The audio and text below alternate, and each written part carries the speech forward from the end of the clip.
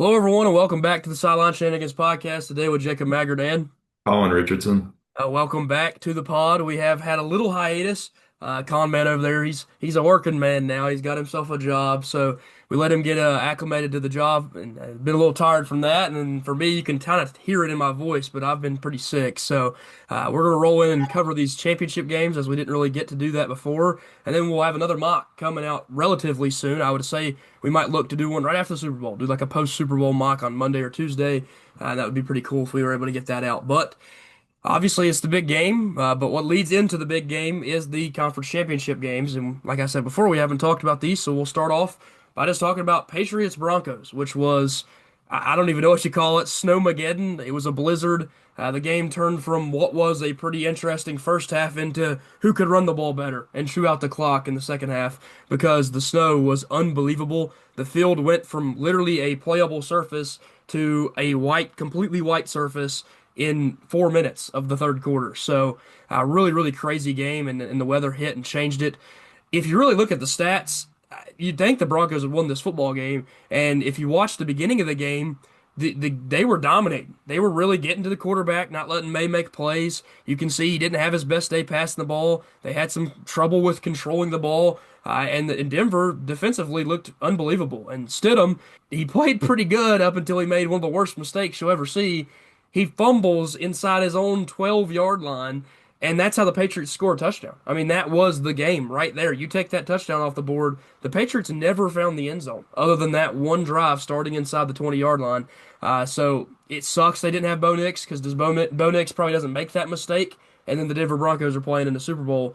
It's just, it's what happens. It's unfortunate. It's football. Injuries happen a lot in football of all sports. It's really high injury prone sport.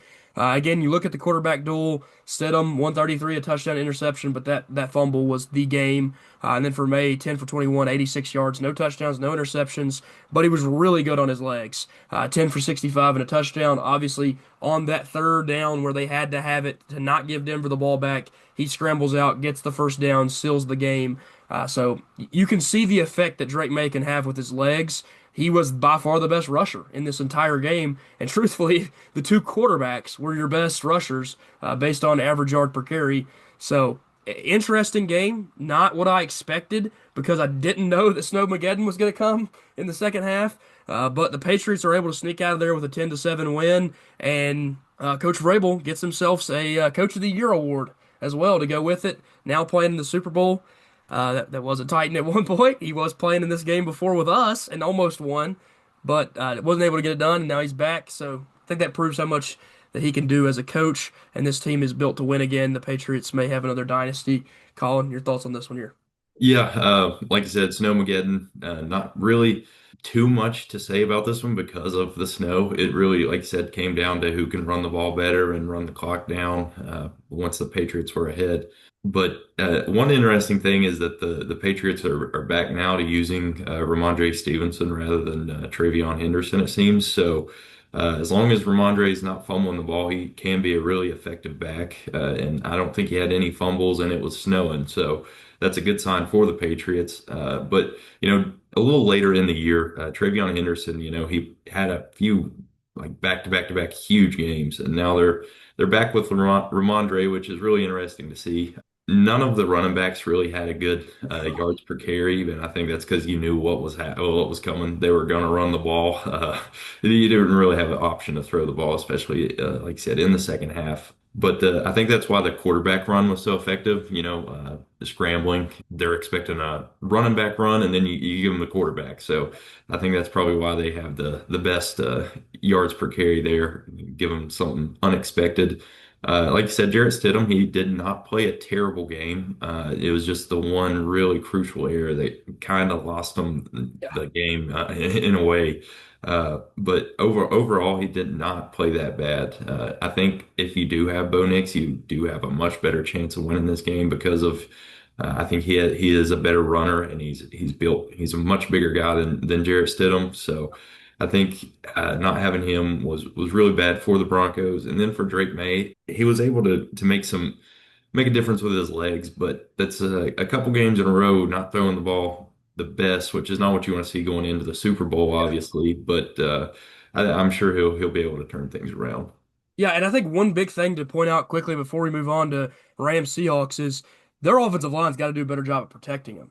5 sacks against Denver. Again, really, really good defense. But they had the same issue the round before where he was getting sacked a bunch and had tons of fumbles. So you got to protect Drake May better. You've got to do a good job against these defenses that have these high level rushers that are going to come after your quarterback because if he's not comfortable back there, then he's not going to be able to make the plays. Again, he's only a second year quarterback. Some of these guys getting after him are veterans or better edge rushers than the tackles that they have with the Patriots. So it'll be interesting to see when we get into that Seattle game. They do have their own dynamic pass rush and a really good defense. DeMarcus Lawrence is a 10-year veteran in the NFL, something like that. He's going to be coming after you. So can those tackles block that guy? I don't know. We will see. Also, quickly wanted to go down and give a shout out to the defensive players. DJ Jones with a great game. Q Robinson. Zach Allen had that sack, which was a big one. I think that was something that they talked about before the game is that Zach Allen, he was like the big bet that everybody was placing, and boom, he gets back there and makes the play. It's like they know what's coming. Then you see on the other side, Christian Gonzalez does have that one sack, which is pretty impressive from a corner to make a play like that. But overall, good game. Denver's defense was there. They showed up. They were playing really good, and truthfully, they played good the entire game. There was that one touchdown off the fumble right inside the 20-yard line, and Denver, they look like they could be back here again next year. They definitely just need to be healthy.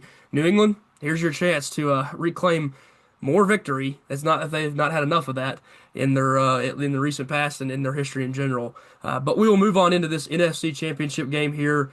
Seattle taking on the Los Angeles Rams.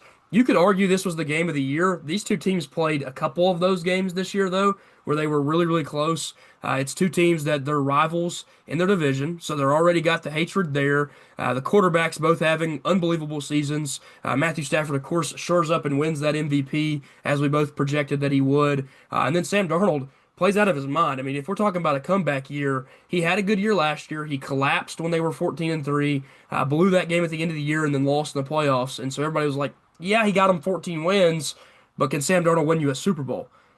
He's there now. He can prove it. Can Sam Darnold win you a Super Bowl? He's absolutely going to have a chance to do it. Again, this stat line right here tells me, yes, Sam Darnold can win me a Super Bowl. 346 yards, 3 touchdowns.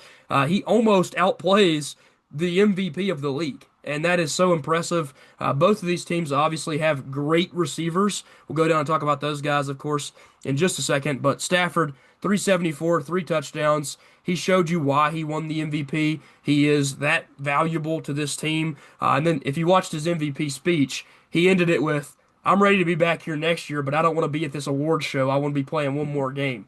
So pretty awesome because Stafford, there was kind of the whole, was he going to retire? It was up in the air. Even McVay had kind of said it's up to him. We don't know yet. And so him finishing that speech with "I'll be back" to kick some tail again, as he said in the interview or in the speech, pretty cool. So big on Stafford to win that. Going to be coming back, trying to put himself in that top 15 conversation with quarterbacks all time. Would have loved to have seen him play in a Super Bowl, but of course Seattle got it done. You look down at these receivers. Like I said before, this is what you got to talk about, man. These are two teams that just have weapons all over the field. Puka Nacua and Devontae Adams. Devontae Adams is a Hall of Famer. Puka Nacua clearly has the trajectory to be one. I don't know that he'll get there. It's obviously got to stay healthy, got to play every year. But man, if you're playing this good, this young, it seems like it's a very good possibility that you could do it. So Stafford's weapons were incredible as well in this MVP run. 9 for 165 and a touchdown, and 4 for 89 and a touchdown. Just really, really talented players out there in that receiving core. And then for Seattle, you have the big playmaker in Rashid Shaheed. He always has one of those. Either breaks away on a kickoff return or he catches a 50-yard pass. That's just Rashid Shaheed for you. And then you see JSN, Jackson Smith, and Jigba. 10 for 153 and a touchdown. He was the best receiver in football this year. He was the FedEx Air receiver, whatever you would call it, player of the year. They announced that during the NFL honors. He did get a lot of votes for the offensive player of the year as well. Just a really, really good season from him. He had a pace at one point where he was going to break the record. Obviously, he slowed down just a little bit and didn't get there, but overall, really good games from both receiving cores, from both quarterbacks. And honestly, the run game backed them up. Corum and Kyron Williams both had a pretty decent day for Los Angeles. Ran the ball well on the ground. And then, of course, Seattle. It's just Kenneth Walker now. There is no Zach Charbonnet to steal touchdowns. So Kenneth Walker does find the end zone in this game like he has not been able to do all season long. 19 for 62, averaging 3 yards a carry But like I said before, he got in the end zone. He got that reward that he's been running up and down the field for all year long. The defenses actually locked down in the fourth quarter, and that's what ended up winning this game for Seattle. Is they took the lead into the fourth, and neither team was able to score in that quarter. But overall, really, really impressive game for both teams. I thought these were two teams that could win a Super Bowl going into the playoffs. The Rams were my pick, so really impressive by Seattle to beat them. Colin, your thoughts here? Yeah, really fun game to watch this one. Both quarterbacks played extremely well. Like you said, both these teams have really good weapons, especially JSN and Puka, obviously, two up there for Offensive Player of the Year. And then you see Kenneth Walker finally got in the end zone. Zach Charbonnet is out for the playoffs, so you could see him probably scoring in the Super Bowl as well, maybe. And he was even able to add 49 yards through the air, so he was the Seahawks' third biggest weapon. If you take away one big play from Rashid Shaheed, then he's their second target. So, pretty good game from him as well. And honestly, I love Sam Darnold. I think he's able to always bounce back. You know, we've seen many games this year where he's thrown three or four interceptions, and then next game he's back three touchdowns, five touchdowns, no interceptions. So he's always able to bounce back, and you saw that. When he was a Jet, when he was with the Panthers, didn't start really good with his career, Yeah. but like he's done many times this season, he's always able to bounce back. And then, like I said, congratulations to Matt Stafford winning his MVP here. He definitely earned it. He had a really really good season. Another thing for the Seahawks, you're lucky that penalty there didn't end up costing you. Yeah. It was a really stupid mistake, and his teammates let him know about it, but they're lucky it didn't end up hurting them. So Yeah. that could have been a crucial penalty. Yeah, and there was honestly a couple moments in this game where the question was, should the Rams take their points? And they didn't at times. And I know you've had your own. We were watching the Steelers in that Ravens game. Now they pulled it off. They got the win. They missed the field goal, but the whole game you're like, just take the points, please, just take the points. And so there was times where they chose to go for it or make a decision that was not taking points, and maybe it bites you back there at the end. I mean, they've had a pretty good kicker throughout the playoffs. I think he had made everything in the playoffs so far. So it's moments like that that catch up to you. I still think McVay is an awesome coach, a phenomenal coach, an offensive mastermind. And his team was good enough. He believed in his offense, just wasn't able to get it done. And again, Seattle is such a juggernaut. They are able to score a bunch of points, but their defense, their secondary is unbelievable. If you watch the Pro Bowl, they had some guys in there, but they've also got guys that are going to be big free agent names. I don't know how many they're going to be able to keep, but again, overall, really, really talented team. You see one of the biggest moments in the game, Xavier Smith here with a lost fumble. That also, that one possession, maybe that was what ended it for you. There's a lot of things you can point at.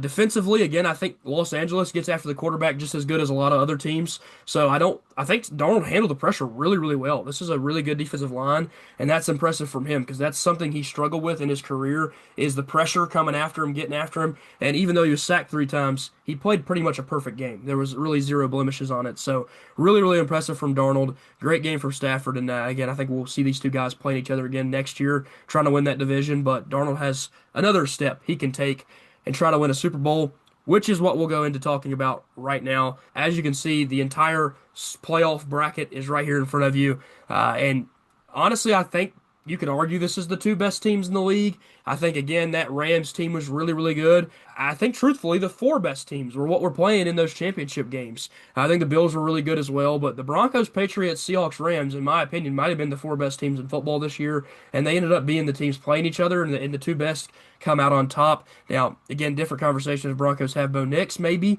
but overall, this is a really good Super Bowl. I think we've had some lopsided Super Bowls. Last year's, of course, it wasn't expected to be that lopsided, but the Eagles' defense was just unbelievable, and even Mahomes couldn't create magic against that team. But we got a really good matchup on paper. I think that both teams seem to be pretty healthy. I know TreVeyon Henderson's been struggling a little bit for him, but this was the two backfields that had two running backs that were both really, really good. Obviously TreVeyon Henderson getting his chances here and there, and then like you said before, Ramondre, if he hadn't fumbled a whole season away, he probably would have had more opportunities in the regular season. But Seattle, they're down to their one guy, so maybe it'll be evened up with that. TreVeyon might not be as much of a factor. Just depends on how that injury is healing up and how he's going to be. When it comes to just pure weapons, I'm going to take Seattle's all day. Only reason being, I just think Jackson Smith-Njigba, Kenneth Walker, Cooper Kupp, who's been in a Super Bowl and done it before, all those guys to me just are better overall weapons. But if you're giving me the quarterback debate, I think I might take Drake May. I just think he can make the more flashy, unbelievable plays that you just don't expect. But Sam Darnold absolutely cannot be underrated because the way he's played in the playoffs is Super Bowl worthy. He has played that good and deserves a shot at the Super Bowl. Coaching wise, we have two coaches that, Vrabel's here in year one, Mike McDonald here in year two. Again, these are super successful coaches that have done it early on, and they come from trees of success. Vrabel, of course, in that Patriots system was unbelievable. Comes up, coaches with the Titans, does well there, turns a team around that hadn't been very good, and then he's in the Super Bowl now with New England. On the other side, Mike McDonald, he coaches under John Harbaugh. Do you think the Ravens wish they'd have let Harbaugh go earlier and kept this guy in the building?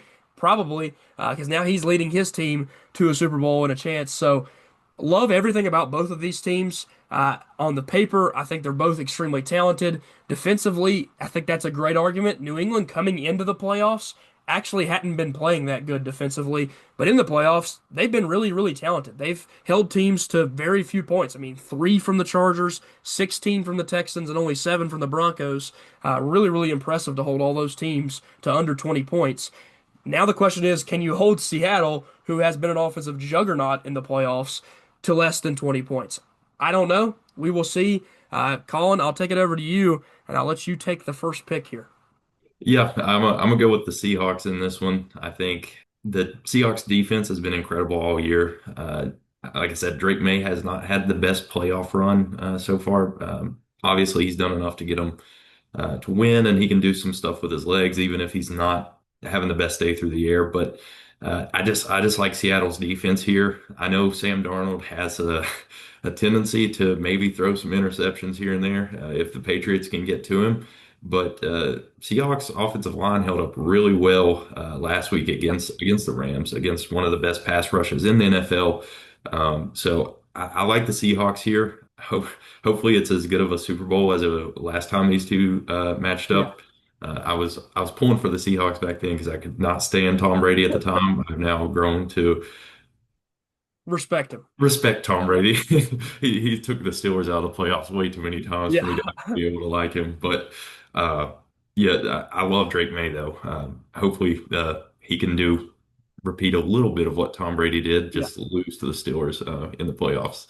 But yes. anyways, with that being said, I'm gonna go with the Seahawks. Seahawks defense, I think is gonna have a great game. I think it'll be a really close game, but I like the Seahawks here. Yeah, and I agree with you there. I think that the Seahawks are just a better football team. I can't. I don't want to go against Drake May. I like the player. I've said it before that I don't like the Patriots necessarily, but I love Drake May. I think he's a great football player. I think he's going to win MVPs in this league at some point in time. He was 23 votes for first place. Stafford got 24. So they were that close. And this is a kid in his second year, making his first full year of starts. So, man, there's so much potential, such a bright future ahead for him. But you're right. Seattle, just top to bottom, is just overall more talented team. They probably have the better weapons. I actually don't think it's even probably they do. Their defensive side of the ball is just better. They've played better at times this year. Their secondary is unbelievable, and although the Patriots have an awesome corner in Gonzo, Christian Gonzalez, they don't have multiple. Seattle has 3 or 4 guys in the secondary that are just top tier players. Nick Emmanwori almost wins a offensive or defensive rookie of the year. He's back there running around like Cam Chancellor, making plays. Former Hokie, I have to shout him out obviously every time I talk about Seattle, but they just have everything. They have something at each position that worries me for New England. I do not like how New England has blocked for Drake May in the play or throughout the whole playoffs. They have young guys. Of course, Will Campbell at left tackle in his rookie season, and I just don't trust a rookie against DeMarcus Lawrence, a 10-year plus veteran in the league, and I don't trust this line against that defensive line of Seattle. And then, like you said, the the offensive line of Seattle has held up pretty well against the Rams. They give up 3 sacks, but that's Sam Darnold in the backfield. Do remind he doesn't really run that much, so 3 sacks is a pretty good day coming out of there with that defensive line rushing you. And I don't think New England's is as good as that one. I do think they have some great players. I trust Christian Barmore up front. I trust a Harold Landry, even a former Titan there, playing great with New England. But I just don't think New England has what it takes to win the Super Bowl this season. Do I think they're going to come back here though? Absolutely. Mike Vrabel at the helm. Drake May is an all-time potential quarterback. We're seeing it in 1 year that he's in an MVP conversation already. So they have a ton of potential. They have everything to get back here another time. But Seattle's taking this one. I think they get their revenge. They don't make the dumb mistake that they made way back when these two teams played. And if they get to the goal line, Kenneth Walker will have the ball in his hand because Pete Carroll ain't back there calling the play. Again, I think there's a lot of things in the right direction for Seattle. Right now, I think they're the more veteran squad, and I think Sam Darnold has his moment. I think he finally gets all the haters off his back and says, "Hey, I can win in this league." Although 5, 6 years ago, it didn't look like I could win anything in this league. So it's really impressive. It's an all-time comeback story for a quarterback. But I'm going to take Seattle, like you said. Just think overall, they're the better football team. Next, I'm gonna ask you, who do you think the Super Bowl MVP will be in this game?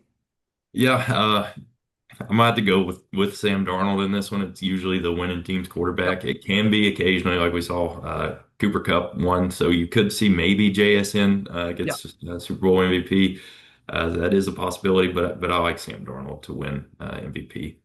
Yeah, and I'm gonna be right there with you. Again, I think it's the ultimate comeback story. It is. I was at the depths of my career. It was falling apart. Nothing was working out for me. And then I bounce back and take a team to the Super Bowl and win it in year one of a contract that they definitely made a good decision with. And so, yeah, I agree with you fully. If I was going to pick a dark horse, I'll take Rashid Shaheed. Reason being, what if he has a kickoff return touchdown in this game or a punt return touchdown in this game? That immediately throws him at the top of the list because I don't think we've had very many punt and kickoff return touchdowns in Super Bowl history. I think there's only been a couple, maybe one or two ever. So if he does that, it's going to throw his name right at the top of the list. And I think there's definitely a world where he can do that in this game. I know that Seattle's had some really good special teams units in their past. They have a really good one again this year. So maybe he breaks away, gets off there. But I'm 100% going to agree with you and say that Sam Darnold will be your Super Bowl MVP. Well, again, thank you guys so much for joining us for another great football season, or the first football season of NFL that we have done. Obviously, Colin going to be on the channel for the future, going to be doing some mock drafts, like I've said before. He even hopped on and did some college football with me, so we might have him back doing that with us next year. Might have a lot more fun covering Virginia Tech football next season. There might be some positives, but we'll get there when we get there. There's still the big game left for the NFL. Colin, you got anything else you want to add? Go ahead and do so now. Yeah, unfortunately, as you can see, my Steelers got absolutely demolished. Yeah. Fortunately, I didn't have to cover that one on the podcast. So yeah, this was just an embarrassing performance. Not to make this about the Steelers, but I'm kind of torn about Mike Tomlin being gone. Yeah. I think McCarthy's an okay hire. It was kind of like Mike Tomlin 2.0. So Yeah. we'll see how that goes. But go Steelers, and hopefully we get a really good Super Bowl. I personally bet the Seahawks to cover the spread, but I could see a world where they win and can't even cover the 4.5 point spread. Yeah. So, but in this one, I'm not pulling for either team. I just hope for a good game. Yeah, it does suck when you get everybody together, have the family over or something, do a big dinner, and then it's just a blowout. Like it Yeah. just there's not as much fun with it when something like that ends up happening. So yeah, obviously pulling for a really good game. And like you said, I don't have any animosity towards New England like I used to because again, I was a hater of Tom Brady as well. Who wasn't? Kind of like the Patrick Mahomes effect that when he gets to the Super Bowl, he's just won so many. It's like I don't want to see him win again. But now they don't have that. And they do have a guy in Vrabel who I was a fan of forever, of course, as a Titans fan, and Drake May, one of my favorite quarterbacks in the league. So, uh, still pulling for Seattle. Gonna pick them, and I hope they win because I picked them. But I don't have any animosity towards New England, of course, in this game. But thank you guys so much for joining us for the whole season of coverage. There's a lot of things that have happened. We could even talk about some more stuff post Super Bowl with all the coaches that have been hired and put in place. Of course, we went with Robert Saleh. Really happy about that. I think he's a leader of men. That's kind of what the Titans needed was a guy that could come in and be a leader because they just did not have that. They didn't have a culture, and now they might have it. So I was pretty happy with that. But overall, again, a great season. Comes down to one big game where we have a rematch of a great Super Bowl in the past. So hopefully, if it lives up to the expectations of that one, we'll have another repeat great Super Bowl. Look out for a mock draft coming very soon. Post Super Bowl, we'll probably, again, I don't know, Monday, Tuesday, sometime next week, we'll have that mock draft coming out. And so you guys can tune into it and see what we think is going to happen with a lot of these teams. And everybody will be set in stone where they pick at that point, which we've done a lot of mocks where things have changed around, but everybody will be set still there. But again, thank you guys so much for joining us, and we'll see you guys next time. Peace. Peace.